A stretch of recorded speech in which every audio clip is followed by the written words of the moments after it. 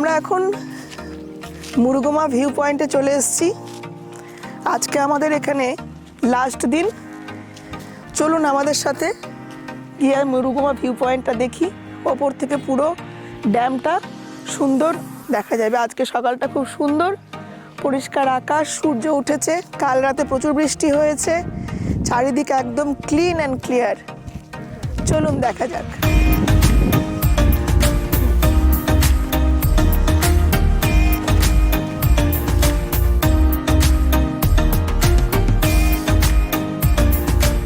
আমরা মুরুগুমা ভিউ পয়েন্টের দিকে এগিয়ে যাচ্ছি। এখান থেকে সানসেটটাও খুব ভালো দেখা যায়। তো এই রকম রাস্তা, আমাদের পাথুরের রাস্তা, সবাই বুঝতেই পারছেন এটা ছোটনাগপুর মালভূমির অংশ। কাজে প্রত্যেকটা জায়গায় অত্যন্ত এবড়ো খেবড়ো। এখানে মানুষের তৈরি করা আর্টিফিশিয়াল কোনো রাস্তা নেই, যা আছে সবটাই র নেচার। চলুন দেখি ভিউ পয়েন্ট থেকে।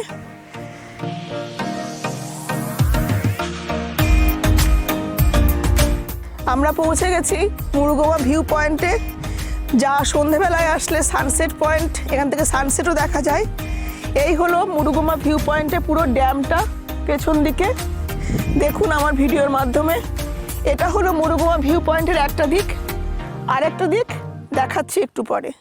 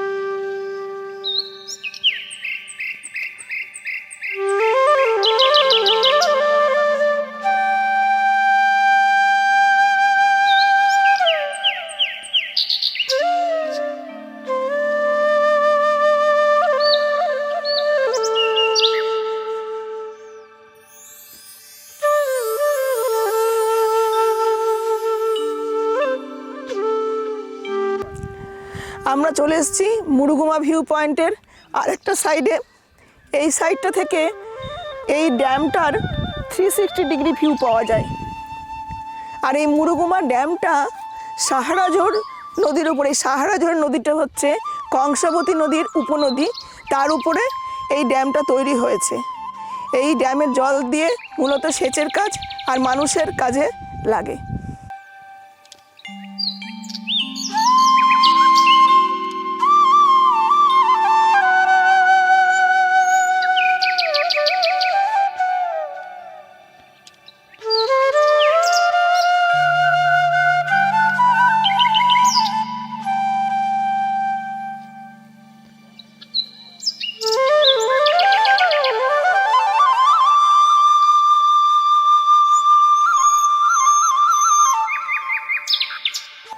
এই মুরুগুমা ড্যামের এই 360 ডিগ্রি ভিউ পয়েন্ট, এখান থেকে দেখা যাচ্ছে ড্যামের ওপর দিয়ে যে রাস্তাটা, ওই পাশে মুরুগুমার যে লোকালিটি সেটা রয়েছে, ওই পাশে আমাদের হোটেল রয়েছে। আর এই রাস্তাটা দিয়ে, লাল মাটির এই রাস্তাটা দিয়ে আমরা কিন্তু এই ভিউ পয়েন্টে আসলাম। আর এই ড্যামের জলাধারটাকে পুরো চারিদিক দিয়ে ঘিরে রেখেছে অযোধ্যা পর্বত শ্রেণী, অযোধ্যা পাহাড়ের শ্রেণী। সম্পূর্ণ ড্যামটাই অযোধ্যা পাহাড় দিয়ে ঘেরা রয়েছে। আমরা বসন্তে পুরুলিয়া আসি, আমাদের প্রধান আকর্ষণ পলাশ। তো এই ভিউ পয়েন্ট থেকে, মুরুগুমার এই ভিউ পয়েন্ট থেকে অদ্ভুত পলাশে পুরো লাল হয়ে থাকে। লাল মাটির দেশ, ফুলেও লাল হয়ে থাকে। কিন্তু এবার ঠান্ডাটা থাকাতে এবার কিন্তু আমরা পলাশ দেখতে পারিনি। যে ভিউ পয়েন্টে আমি দাঁড়িয়ে আছি সেখান থেকে এই পুরো এলাকাটাতে পলাশ ফুলের গাছে পরিপূর্ণ। পুরো এলাকাটাই লাল পলাশে ভর্তি থাকে। কিন্তু দুঃখিত যে আমরা এবার পলাশ দেখাতে পারলাম না। কিন্তু এই যে ঠান্ডাটা অনুভব হচ্ছে, মনে হচ্ছে যেন আমরা পিওরলি কোনো হিল স্টেশনে চলে এসেছি। যদিও এটা মালভূমি, কিন্তু এখানে এখন আমরা কিন্তু যথেষ্ট ঠান্ডা অনুভব করছি, কেননা সম্পা ঘূর্ণিঝড় আমাদের ওপর দিয়ে চলে গেছে। আমাদের এই ট্রিপটা ছিল 2 রাত্রি 3 দিনের। আমরা সবাই তো প্রতিবার অযোধ্যা হিল এটাই ঘোরে, কিন্তু আমরা এবার বেছে নিয়েছিলাম মুরুগুমা ট্রিপটা করব। মুরুগুমা হচ্ছে পুরুলিয়ার এক প্রত্যন্ত গ্রাম। এখানে আমরা থেকে যে মুরুগুমার সাইট সিনগুলো, এই সাইট সিনগুলো হলো, মুরুগুমা থেকে আমরা প্রথমেই চলে গেছিলাম গজাবুরু হিলস। গজাবুরু হিলস দেখে আমরা গিয়েছিলাম মাঝকান্দা জলপ্রপাত এবং খয়রাবেড়া ড্যাম। খয়রাবেড়া ড্যাম হয়ে আমরা অযোধ্যা পাহাড়, আপার ড্যাম, লোয়ার ড্যাম হয়ে আমরা ঘুরে এসেছি আবার মুরুগুমাতে। এবং তার সাথে আমরা যেটা খুব কমন সবাই করে, চরিদা মুখোশ গ্রাম, সেটাও করেছি। আর আজকে আমরা তৃতীয় দিনে এই মুরুগুমা ভিউ পয়েন্টে দাঁড়িয়ে আপনাদের সাথে আমার অভিজ্ঞতা শেয়ার করছি। আর আমার চ্যানেল মন পথিকের সাথে আমাকে এগিয়ে চলার জন্য সাহস জুগিয়ে যান। মন পথিকের সাথে থাকুন, লাইক, শেয়ার, সাবস্ক্রাইব করে আমাকে আরও এগিয়ে চলতে সাহায্য করুন।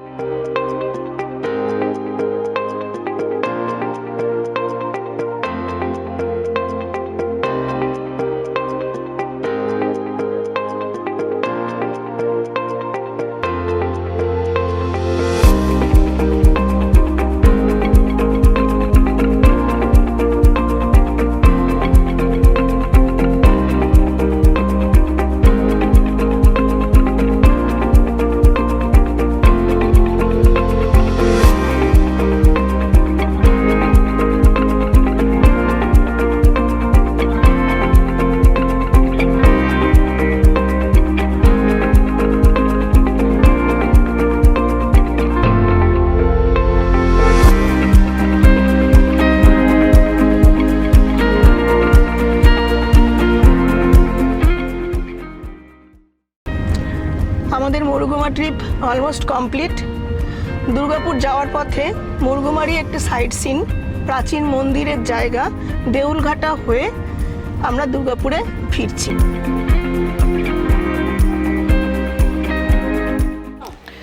আমরা আমাদের ডেস্টিনেশন দেউলঘাটাতে পৌঁছে গেছি।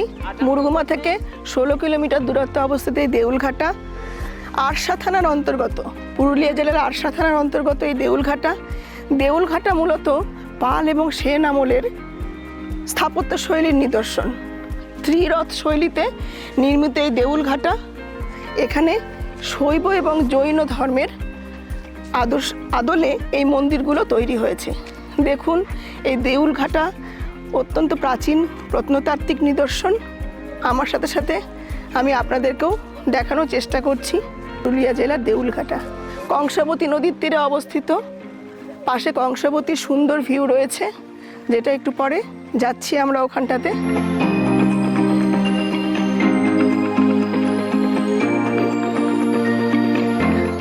এটার একটা এমন সুন্দর প্লেস যেখানে আমরা যখন এসেছি তখন এখানে একটা শুটিংও চলছে। কাজেই যারা শুটিং করতে ইচ্ছুক তারা কিন্তু এখানে এসে শুটিং স্পট হিসেবে ওই জায়গাটাকে নির্বাচন করতে পারেন।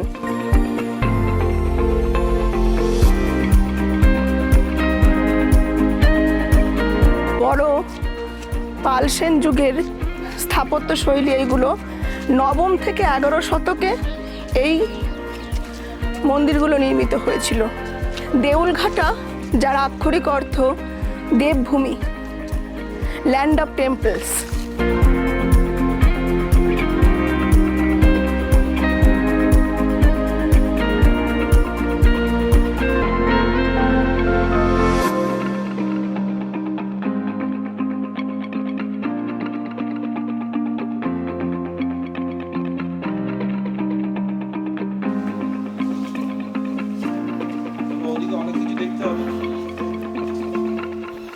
ভেতরে একটা ছোট্ট শিবলিঙ্গ রয়েছে।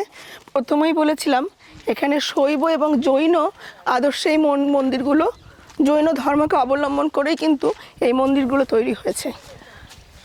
খুব পরিচিত না হলেও এখানে টুরিস্টের ভিড় দেখে আমরা বুঝতেই পারছি এখন আর দেউলঘাটা কিন্তু সেই রকমভাবে লুকায়িত রূপে নেই, বেশ পরিচিতি লাভ করেছে।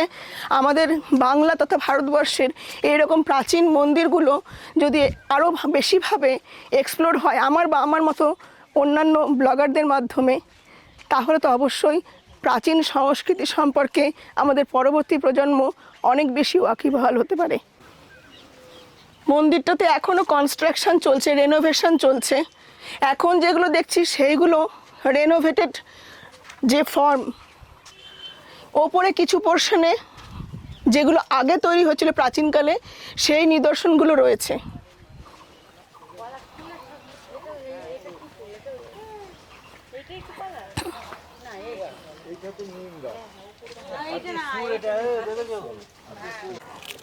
একটু আগেই বললাম যেটা রেনোভেশন চলছে, কিন্তু এই মন্দিরটাতে ওপর দিকে প্রাচীন কাজগুলো দেখা যাচ্ছে। প্রাচীন যে প্রত্নতাত্ত্বিক নিদর্শন সেটা কিন্তু ওপর দিকে অনেকটাই বোঝা যাচ্ছে। নিচটা রেনোভেটেড।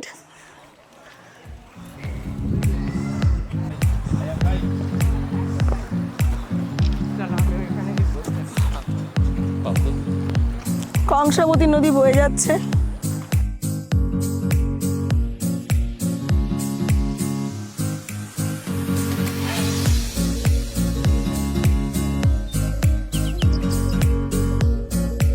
আমরা কংসা নদীর পাড়ে দাঁড়িয়ে আছি। এই দেউল ঘাটাটাই কংসাবতী নদীর তীরে অবস্থিত। যেহেতু বৃষ্টির জলে পুষ্ট, এখন জল সেরকমভাবে নেই। আর পুরো পুরুলিয়াটাই তো ছোটনাগপুর মালভূমির উপর অবস্থিত, তাই এই পাথুরে শিলার মধ্যে দিয়ে শীর্ণকায়া কংসাবতী নদী বয়ে যাচ্ছে।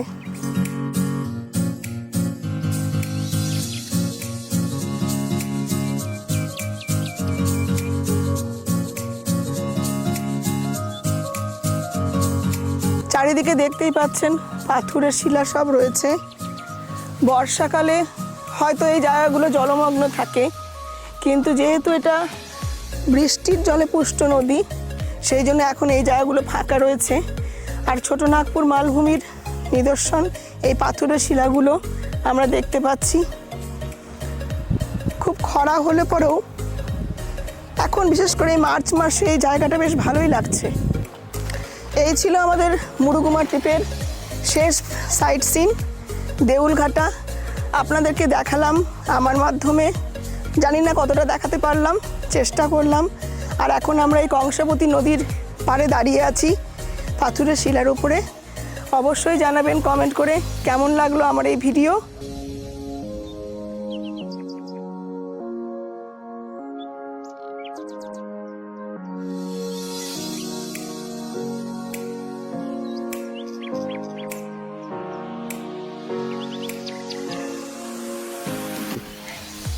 এবছর পলাশ পলাশ পলাশ করে সবাই পুরুলিয়া গেছিল, আমরাও গিয়েছিলাম, সেভাবে পাইনি। কিন্তু রাস্তা পথে যাওয়ার সময় আশপাশে বেশ কিছু গাছে বেশ ভরভরন্ত পলাশ হয়ে আছে। তারই মধ্যে একটা জায়গায় দাঁড়িয়ে আমরা কিছু পলাশ ফুল কুড়িয়ে নিলাম। এবার আবার আমরা আমাদের বাড়ির উদ্দেশ্যে যাচ্ছি।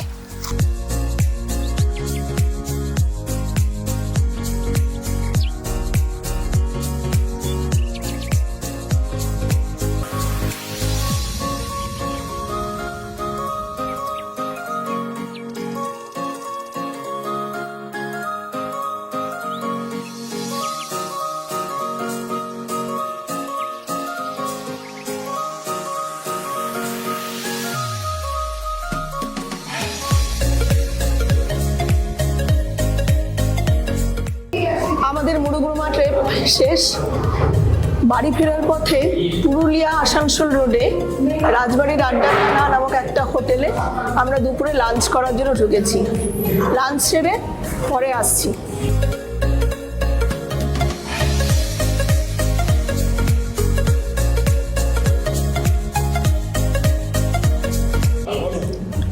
আমাদের দুপুরের খাবার চলে এসছে। আমরা এখানে ভেজ থালি নিয়েছি, ভেজ থালি 140 টাকা করে। আর তার সাথে নিয়েছি মাটন কষা। মাটন কষা 1 প্লেট 240, এর মধ্যে 2 পিস মাটন থাকছে। এছাড়াও বিভিন্ন এখানকার স্পেশাল থালিও রয়েছে, আমরা এই থালিটাই প্রেফার করেছি।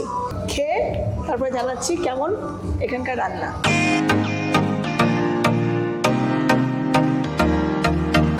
আমাদের দুপুরের লাঞ্চ সারা হয়ে গেল। আমরা এই রাজবাড়ির আড্ডাখানাতে দুপুরে লাঞ্চ সারতে এসেছিলাম। প্রত্যেকটা খাবারের টেস্ট একদম রাজবাড়ির খাবারের মতোই ছিল।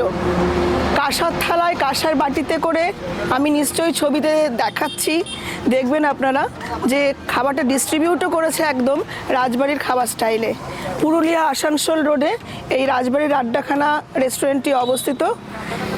এত ভালো খাবার, যদি কোনোদিন পুরুলিয়া যান বা এই পথে আসেন, এখানে খাবারের স্বাদটা আপনারা নিয়ে দেখতেই পারেন। আর আমার চ্যানেলের নাম মন পথিক, ইউটিউব মন পথিক চ্যানেল। তো এইখানে আপনাদের এইখানকার যে খাবার, রেস্টুরেন্ট সম্পর্কে আর এই রেস্টুরেন্টটা কোথায় অবস্থিত, লোকেশনটা সম্পর্কে একটু আমার দর্শককে বলুন। এই রেস্টুরেন্টটা হচ্ছে অ্যাকচুয়ালি সাকার গেট থেকে পার করে 1 কিলোমিটার, রঘুনাথপুর যে সুপার স্পেশালিটি হসপিটাল আছে তার থেকে 1 কিলোমিটার আগে। আচ্ছা, রঘুনাথপুরের দিক থেকে আসলে পরে রঘুনাথপুর সুপার হসপিটাল পেরিয়ে 1 কিলোমিটার, আর পুরুলিয়ার দিক থেকে আসলে পরে পুরুলিয়ার সাকার গেট পেরিয়ে 1 কিলোমিটার। পুরুলিয়ার সাকার গেট পেরিয়ে 1 কিলোমিটার। অবশ্যই আসুন রাজবাড়ির আড্ডাখানা। এখানে রাজবাড়ির স্টাইলে খাবার দাবার যদি স্বাদ নিতে চান, তাহলে অবশ্যই পুরুলিয়া বরাকর রোডের এই রাজবাড়ির আড্ডাখানার স্বাদটা আপনারা নিয়ে যান।